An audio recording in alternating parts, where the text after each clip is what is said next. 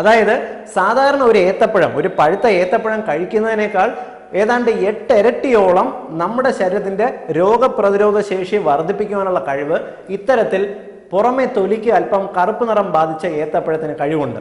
അതിനാൽ എല്ലാവരും അല്പം, നിങ്ങൾ ഏത്തപ്പഴം വാങ്ങിയിരുന്നാലും നന്നായി പഴുത്ത് അതിൻ്റെ പുറമേയുള്ള തൊലി അല്പം കറുത്തതിന് ശേഷം ഉപയോഗിച്ച് തുടങ്ങിയാൽ വളരെ ബെനിഫിഷ്യൽ ആയിരിക്കും.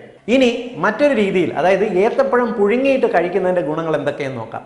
കൊച്ചുകുട്ടികൾക്കും മുതിർന്നവർക്കും എല്ലാം തന്നെ ഒരുപോലെ ഒരു റിച്ച് കാർബോഹൈഡ്രേറ്റ് സപ്ലൈ, അതായത് ഒരു നേരത്തെ ഒരു നല്ല ഫുഡായിട്ട് നമുക്ക് ഏത്തപ്പഴം ഉപയോഗിക്കാം. ഏതാണ്ടൊരു 6-7 മാസമായ കുഞ്ഞിന് പോലും നമുക്ക് ഏത്തപ്പഴം നന്നായി പുഴുങ്ങി ഉടച്ച് അതിനകത്തൊരു ലേശം നെയ്യും ചേർത്ത് കൊടുക്കുന്നത് നല്ലതാണ്. കുട്ടികൾക്ക് മോഷൻ പോകാൻ നല്ലതാണ്. അതായത് മലശോധന പ്രശ്നം, കോൺസ്റ്റിപ്പേഷൻ മാറുന്നതിന് വളരെ ബെനിഫിഷ്യലാണ്.